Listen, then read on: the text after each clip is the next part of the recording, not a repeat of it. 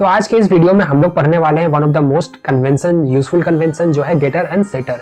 तो चलिए सबसे पहले चलते हैं अपने टीचिंग पैनल में और आज का जो टॉपिक है वो हम लोग का है गेटर एंड सेटर।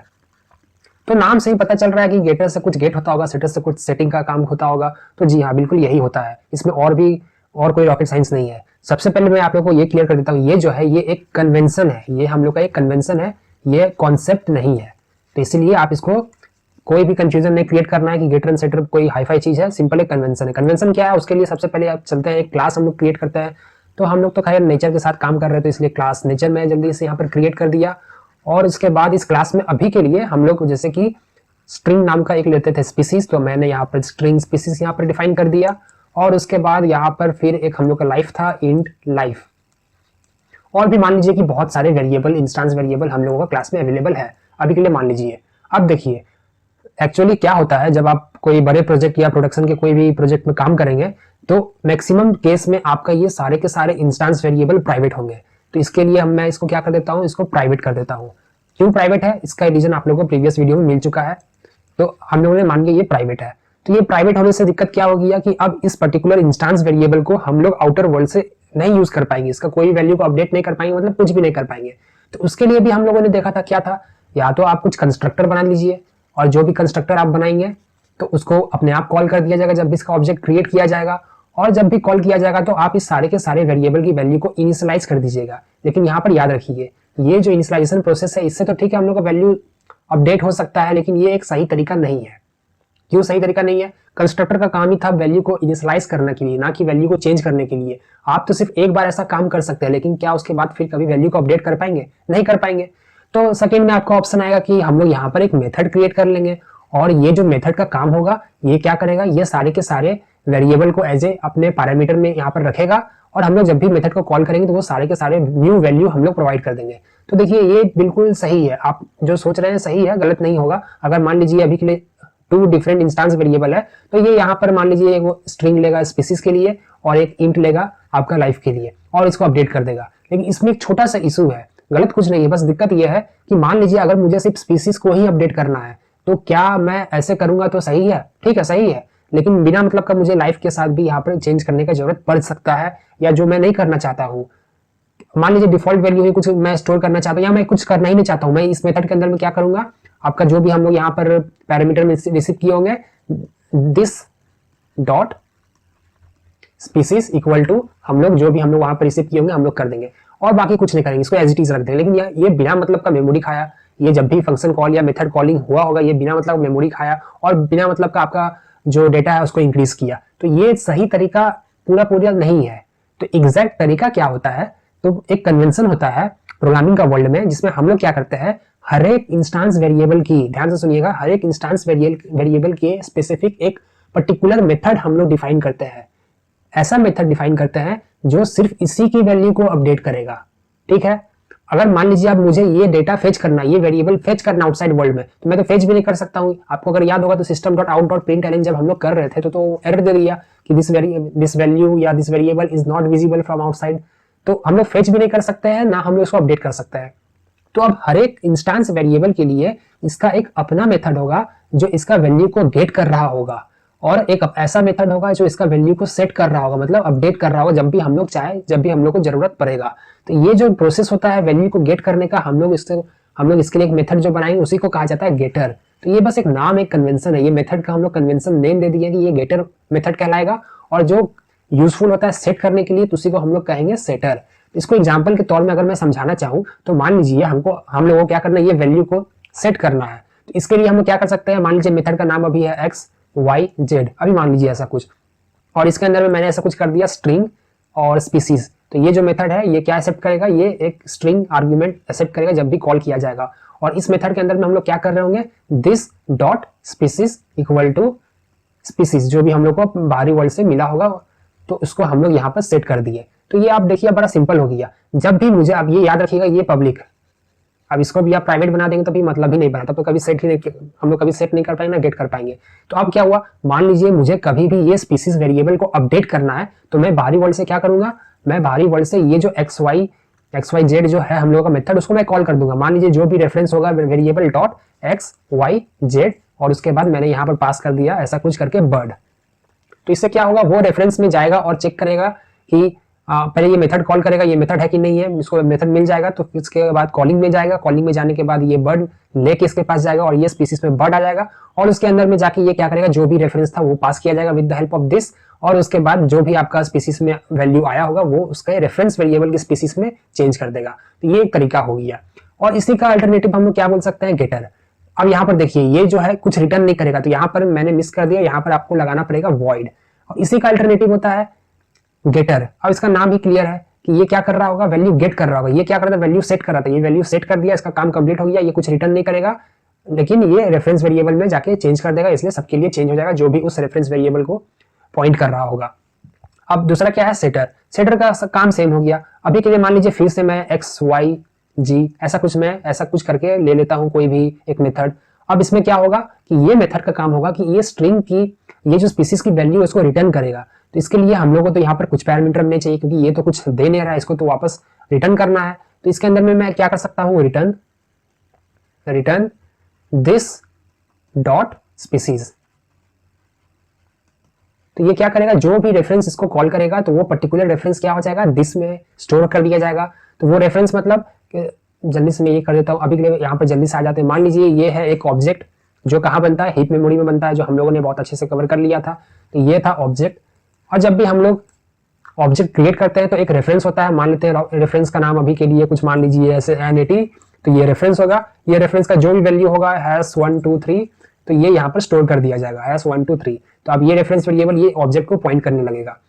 तो जब भी हम लोग ये रेफरेंस वेरिएबल डॉट उस मेथड को कॉल करेंगे तो क्या होगा, जब मेथड के अंदर में वो जाएगा, मेथड के अंदर में जब भी वो जाएगा तो वो दिस लेके जाएगा, और ये जो दिस में वैल्यू क्या रहेगा, ये दिस में भी सेम वैल्यू रहेगा #1 2 3।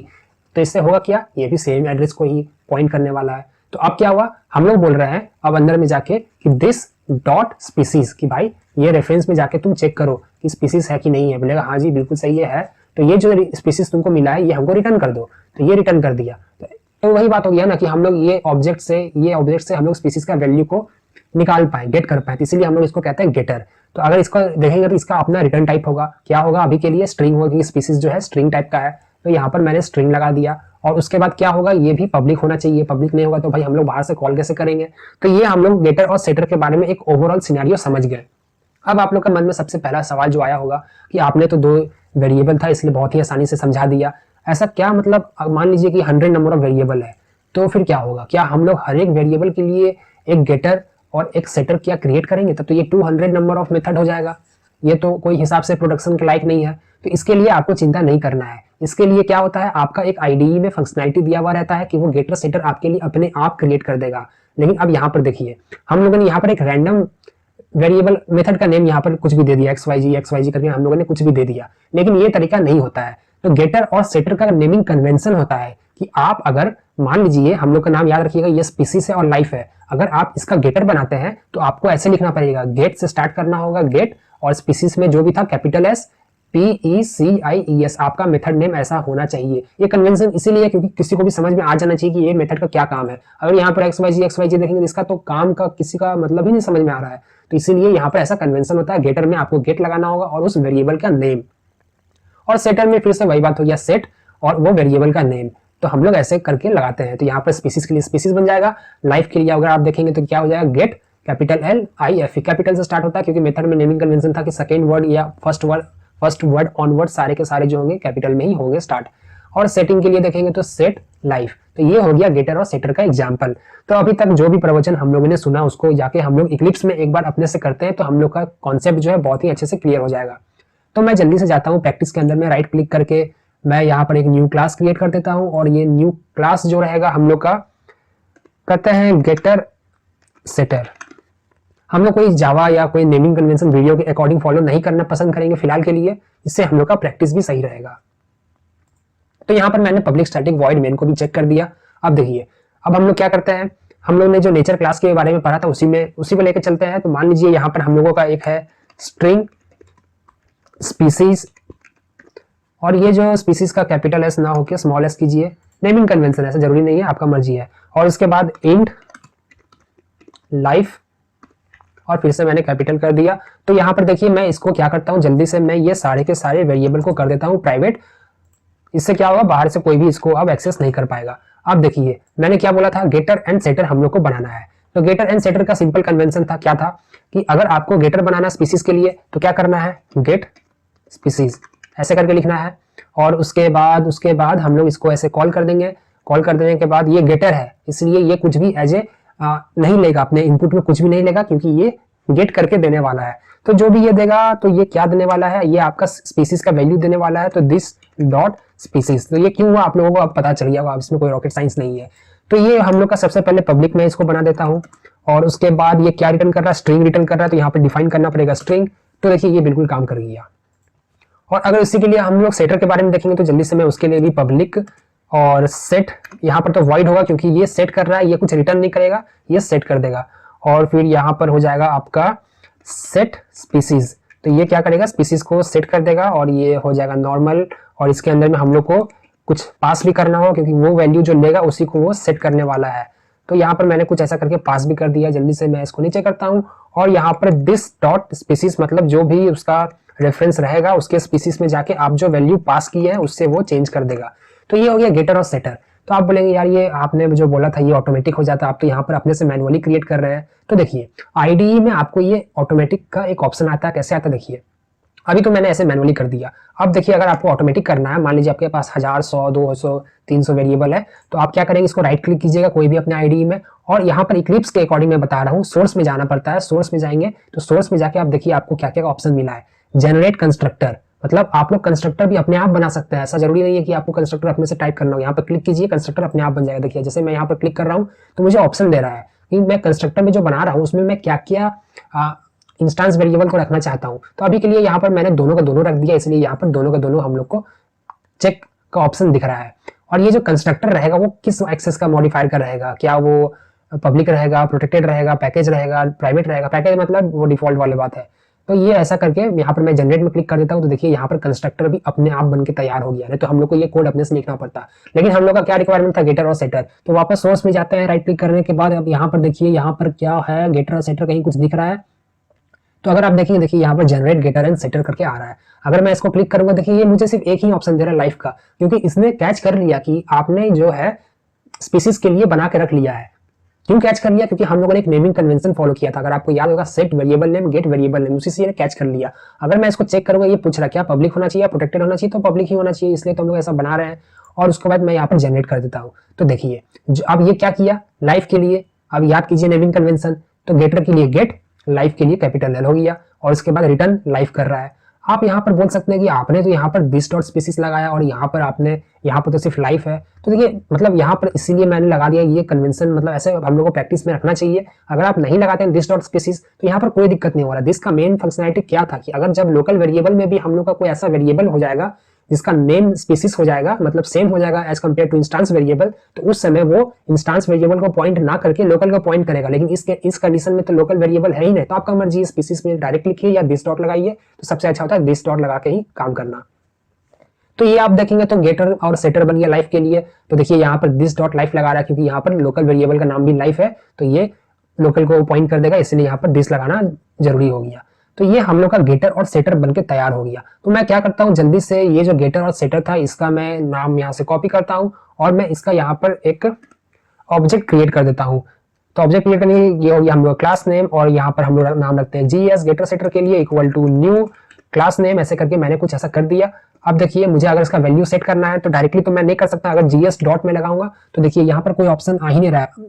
यहाँ पर गेटर सेटर का आ रहा है, लेकिन ऐसे हम लोग देखिए अगर हम लोग ऐसे करने की कोशिश करेंगे तो यहाँ पर काम कर जाएगा। यहाँ पर काम इसलिए कर जाएगा क्योंकि ये जो प्राइवेट वेरिएबल्स है ये क्या है, ये सेम क्लास के अंदर में, तो हम लोग को पता है प्राइवेट का scope with in the class है, तो विद इन द क्लास हम लोग इसको चेंज कर सकते हैं। तो ये मैं यहाँ पर नहीं करूंगा। मैं क्या करूंगा, मैं यहाँ पर एक और क्लास बना लेता हूँ जिससे मैं आप लोग को दिखा पाऊंगा यहाँ पर गेटर और सेटर का रियल कमाल।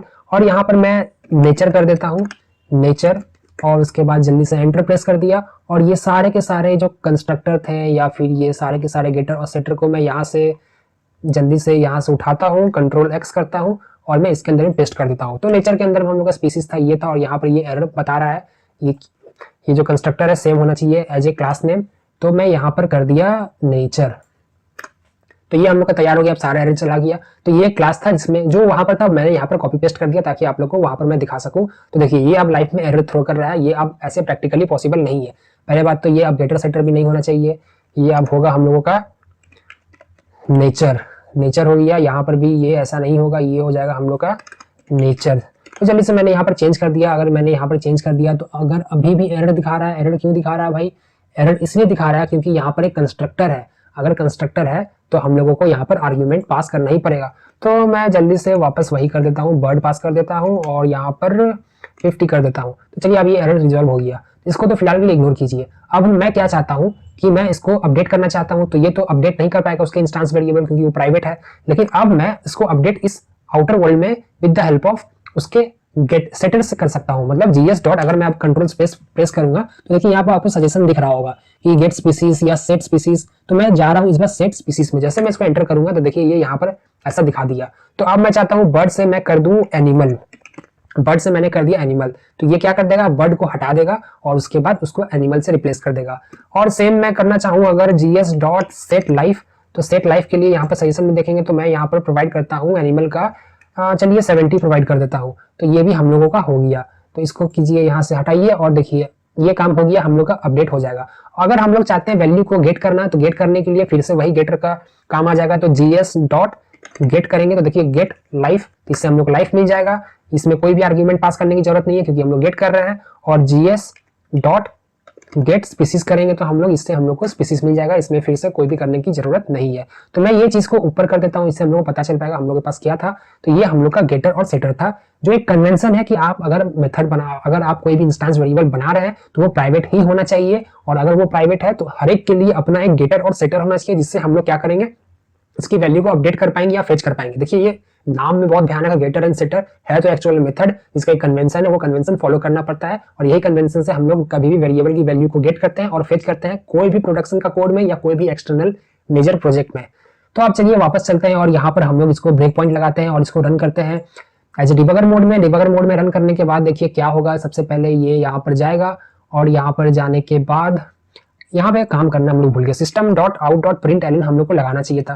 तो हम लोग को पता ही नहीं चलेगा कि हम लोग जो वैल्यू लिए है उसको किए क्या, कुछ नहीं किए। तो इसको यहाँ पर ऐसे कर देते हैं और यहाँ पर हम प्लस कर देते हैं और स्ट्रिंग कॉन्कैटिनेशन का कमाल से हम लोग कुछ ऐसा प्रिंट कर देंगे जिससे हम लोग को एक अच्छा आउटपुट प्रिंट होगा। हम लोग को पता चलेगा डेटा ये फेच करके ला पा रहा है। तो चलिए मैं अब इसको जल्दी से रन करता हूँ डिबग मोड में, इससे आप लोग का कॉन्सेप्ट और भी क्लियर हो जाएगा। तो मैं इसको डिबग मोड में रन कर दिया। यहाँ रन करने के बाद सबसे पहले देखिए ये इस ब्रेक पॉइंट पे जाके रुक जाएगा। तो ये लाइन में क्या करने वाले हैं, हम लोग जीएस नाम का एक रेफरेंस वेरिएबल बना रहे हैं। और ये जो वेरिएबल है किस टाइप का है, नेचर टाइप का है। नेचर टाइप का है मतलब इसके अंदर में ये सारे के सारे एट्रीब्यूट्स और मेथड ये आ जाएंगे, लेकिन एक्सेस हम उसी को कर पाएंगे जो एक्सेस करने लायक होगा। तो यहाँ पर जैसे मैं स्टेप ओवर करूंगा तो देखिए यहाँ पर हुआ क्या, यहाँ पर एक जीएस नाम का ऑब्जेक्ट बनके तैयार हो गया जिसके अंदर में लाइफ में आ गया 50 और स्पीसीज में आ गया बर्ड, क्योंकि हम लोगों ने कंस्ट्रक्टर में ऐसा पास किया हुआ था। तो कंस्ट्रक्टर ऑटोमेटिक कॉल हो गया, हम लोग को यहाँ पर ज्यादा सोचने की जरूरत नहीं है। अब क्या हो रहा है, ये system dot out dot print L N GS dot get live, इसका मतलब मैं अगर यहाँ पर करता हूँ स्टेप इनटू, ये तो कहीं और लेके चला गया, मुझे वापस आने दीजिए। तो देखिए अब ये क्या हुआ, ये इसके अंदर में चला गया, गेट लाइफ के अंदर में चला गया। गेट लाइफ के अंदर में जाने के बाद ये दिस लेके गया था, दिस मतलब वो रेफरेंस। तो वो रेफरेंस में हम लोग क्या था, 50 था और बर्ड था, यही तो था।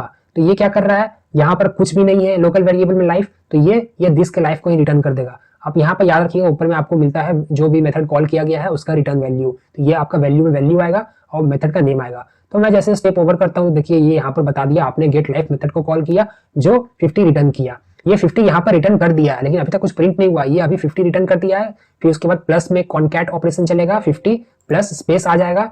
अब उसके बाद क्या होगा, ये get GS dot get species में जाएगा। तो चलिए अब हम लोग फिर से स्टेप इनटू करके उसके अंदर में जाते हैं। तो देखिए यहाँ पर हम लोग वापस आ गए गेट स्पीसीज के अंदर में, और गेट स्पीसीज के अंदर में आने के बाद ये क्या करेगा, फिर से वही काम, ये जो जाएगा स्पीसीज को गेट करेगा, दिस के अंदर में जाकर चेक करेगा, जो भी स्पीसीज होगा बर्ड, ये यहाँ पर रिटर्न कर देगा। तो जैसे रिटर्न किया, अब यहाँ पर क्या हो गया, हम लोग को 50 प्लस ये स्पेस को कॉन्कैट कर दिया, प्लस ये जो बर्ड था इसको भी कॉन्कैट कर देगा, और हम लोग का आउटपुट यहाँ पर आ गया 50 बर्ड। तो ये आप लोगों का बिल्कुल क्लियर हो गया। अब क्या कर रहा है, ये सेट स्पीसीज में जा रहा है, तो वही मैं वापस स्टेप इनटू करता हूँ। तो स्टेप इनटू करने के बाद देखेंगे आप अगर यहाँ पर, तो ये वापस इसके अंदर में गया सेट स्पीसीज में, तो ये स्पीसीज की वैल्यू लेके गया एनिमल, और ये दिस का रेफरेंस भी लेके गया। अब देखिएगा जैसे मैं नेक्स्ट क्लिक करूंगा तो ये बर्ड से हो जाएगा एनिमल। तो देखिए ये बर्ड से हो गया एनिमल, क्योंकि इसने यहाँ पर सेट कर दिया न्यू वैल्यू को। अब मैं नेक्स्ट में जाऊंगा तो देखिए ये जो जीएस के अंदर में था इसका भी एनिमल हो गया बर्ड से। अब यहाँ पर लाइफ चेक करेंगे तो ये अभी फिलहाल 50 है, तो ये अंदर में जाएगा वापस इसके सेटर के पास, और सेटर में जाने के बाद फिर से वही लाइफ में मिला 70, और ये क्या करेगा दिस डॉट लाइफ मतलब रेफरेंस की लाइफ में 50 से कर देगा 70, और वापस जाएंगे तो देखिए जीएस में आपका दोनों का दोनों वैल्यू जो है अपडेट हो गया। तो ये एक बेसिक एग्जांपल था गेटर और सेटर के बारे में। आप लोगों ने इसको एंजॉय किया तो बहुत ही अच्छी बात है, नहीं किया तो फिर इसको आप अपने से प्रैक्टिस कीजिए, तब आप लोग पक्का इसको समझ जाएंगे और एंजॉय भी करेंगे। तो आज के लिए बस इतना ही, मिलते हैं नेक्स्ट वीडियो में, गुड बाय।